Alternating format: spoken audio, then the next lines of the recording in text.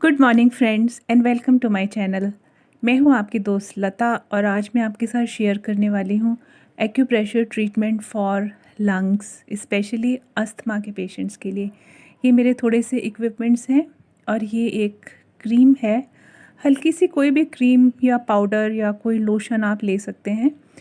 और ये इक्विपमेंट्स मुझे मिले थे जब मैंने एक्यूप्रेशर का कोर्स सीखा था। चेन्नई में हम लोग उन दिनों पोस्टेड थे। ये नीडल है, ये कुछ छोटे छोटे मैग्नेट्स हैं और ये रिंग्स हैं। ये भी छोटे वाले मैग्नेट्स हैं, इनका हम इस्तेमाल करते हैं मरीज़ों के लिए। और ये भी कुछ तरीके के मैग्नेट्स हैं। ये एडवांस्ड कोर्स है, ये आपको सीखने की ज़रूरत नहीं है। मैं आपको सिंपल तरीके से ही सिखा देती हूँ इस नीडल की सहायता से, जो आप आराम से घर में कर सकते हैं। ये देखें, इस तरीके के हमारे घर में कई नुकीली चीज़ें होती हैं। ये आप देखें, इसकी दोनों टिप्स आगे से पतली है, पीछे से मोटी है। ऐसा घर में क्रोशिया होता है, स्वेटर बुनने की सिलाइयाँ भी होती हैं, कुछ पेन होते हैं। तो आप कोई ऐसी चीज़ ले लें जो इसी तरीके से हो। और सबसे पहले हाथों में आपने हल्के से क्रीम लगानी है या हल्का सा पाउडर का स्प्रे कर दें अपने पेशेंट के। और फिर आपने क्या करना है, अपने हाथ की से उसके हाथ को रगड़ना है।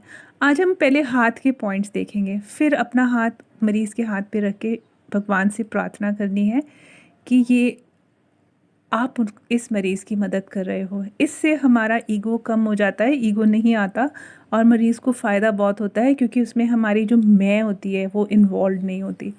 हम ईश्वर से कनेक्ट होके ही उस पेशेंट को इलाज देते हैं।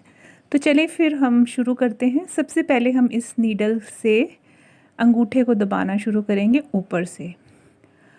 और एक बात मैं आपको बता दूं, जो भी अंग हमारा बीमार होगा उसका पॉइंट जो हाथ में है उस पॉइंट में दर्द होगा। ये देखें, इस पॉइंट में दर्द है।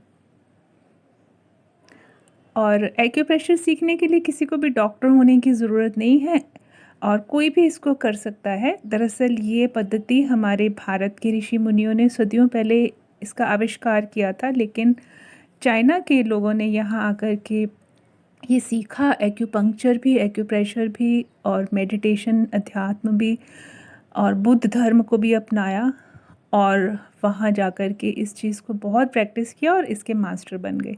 और जबकि हम इसको बिल्कुल भूल गए। अभी आगे की जितनी भी मेडिसिन है वो वाइब्रेशनल होने वाली है।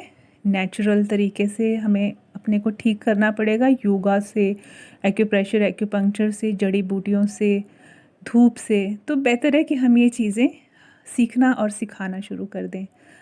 अंगूठे के बाद हम आते हैं, अंगूठे के नीचे जो उभरा हुआ हथेली का मांस होता है, यहाँ पे पॉइंट्स दबा के देखते हैं।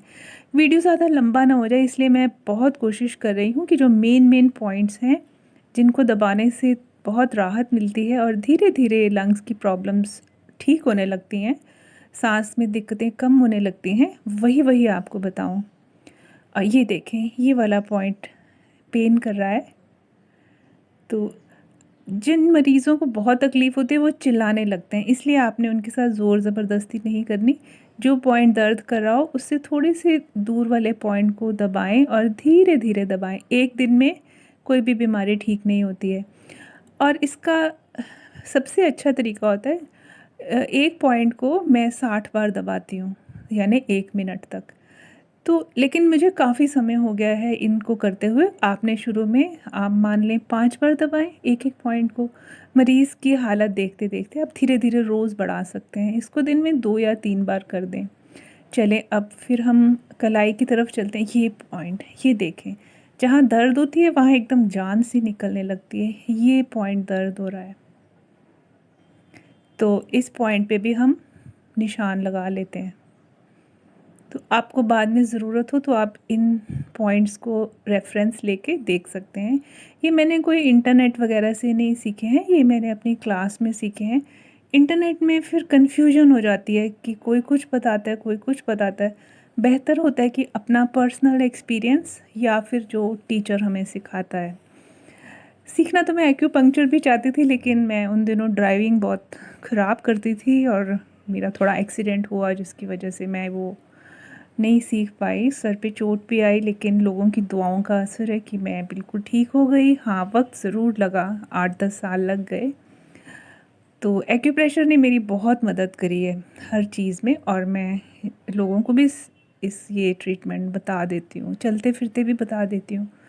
तो मैंने सोचा मैं अपने व्यूअर्स के साथ भी शेयर करूं, क्योंकि मेरी कुछ सब्सक्राइबर सिस्टर ने इंस्टाग्राम पे मुझे मैसेजेस किए, उनके बच्चों को अस्थमा हो रहा है, घर में पेरेंट्स को है और सांस में दिक्कतें हैं। तो आपने अपने डॉक्टरी जो ट्रीटमेंट है वो तो सब लेते ही रहना है, इन्हेलर या जो भी आपको मिला है, लेकिन ये भी लेना है।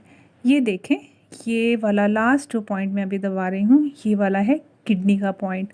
आपने जब अपना पूरा ट्रीटमेंट मरीज़ पे कंप्लीट कर देना है तो लास्ट में ये किडनी का पॉइंट ज़रूर दबाना है। अब ये जो रिंग फिंगर का पॉइंट कॉर्नर में जो मैं दबा रही हूँ, ये हार्ट का पॉइंट होता है। जिन लोगों को अस्थमा होता है उनको थोड़े लंग्स में ऑक्सीजन की कमी हो जाती है, उससे थोड़ा सा प्रभाव हार्ट का भी पड़ता है। तो आप इस पॉइंट को भी दबा दिया करें, भले हल्का सा दबा दें। और ये देखिए, अब अंगूठे और पहली उंगली के बीच में जो एक खाई सी बनती है, इस पॉइंट को भी दबाना है। ये भी दर्द करता है, और ये वाला पॉइंट दबाते रहने से शरीर की इम्यून सिस्टम भी स्ट्रांग होता है। तो ये रहे हमारे अस्थमा के पॉइंट्स 2, ये 3, और ये वाले जो हैं ये मेजर ऑर्गन्स के हैं, हार्ट लंग्स दोनों के हैं। और इसके बाद अब हमने ये जो अंगुलियों की टिप्स होती हैं इनको दबाना है। अस्थमा के रोगियों को शुरुआत होती है छींकने खांसने से, तो ये वाले पॉइंट्स दबाने से साइनस की प्रॉब्लम्स ठीक होना शुरू हो जाती हैं। जो बार बार सर्दी खांसी ज़ुकाम रहता है, छींकना, वो भी ठीक हो जाते हैं। तो आई होप आपको ये सारी चीज़ें बेनिफिशियल लग रही होंगी। ये किडनी का पॉइंट ये कभी नहीं भूलना, क्योंकि हमने इन और पॉइंट्स को दबा के जितने भी शरीर से टॉक्सिन्स निकालने की कोशिश की है वो किडनी के थ्रू ही बाहर जाने हैं। इस तरीके का आपके घर में कोई स्प्रिंग हो तो आप उसको इस्तेमाल कर सकते हैं। जैसे कि ये फिंगर में डाला, नीचे तक ले आए, तो ये पॉइंट एक्टिवेट हो जाता है। जो यहाँ पे है ये वाला लंग और हार्ट का पॉइंट है। ये मेजर ऑर्गन्स जो होते हैं ना, हार्ट लंग्स तो मेन होते हैं, उनके पॉइंट्स यहाँ होते हैं हार्ट में। तो और जो पूरी फिंगर की इस तरीके से मसाज भी हो जाती है, और जो बाकी ऑर्गन्स हैं उनको भी शक्ति मिलती है, वो भी स्वस्थ होते हैं। तो बेसिकली मैं आज अस्थमा के ट्रीटमेंट पे ही बता रही हूँ, और ये मैं अपने खुद पे करती हूँ, और मुझे इन पॉइंट्स को दबाने से बहुत राहत मिली है। और आपने इसको धीरे धीरे शुरू करेंगे, महीना, 2 महीने, 3 महीने, 6 महीने में आपको काफ़ी राहत मिलना शुरू हो जाएगी। अब ये इस पॉइंट से आप आगे तक सारे पॉइंट्स को दबा के देख लें, तो ये सारे के सारे रीढ़ की हड्डी में जो हमारे पॉइंट्स होते हैं, इंसान खुद नहीं दबा सकता है, तो उनकी जो रिप्रेजेंटेशन हाथ में है, आप उनको दबा के भी अपने इम्यून सिस्टम को स्ट्रॉन्ग कर सकते हैं। तो इसमें जो तकलीफ़ होगी तो वो दर्द होगा, और बस इस तरीके से आपने करना है। और लास्ट में किडनी का पॉइंट दबाना है। हो सकता है आपको ये ट्रीटमेंट करने के बाद बहुत प्यास लगे, इसलिए ज़्यादा पानी पीना है। Thank you so much for watching this video. मुझे फ़ीडबैक ज़रूर दीजिएगा।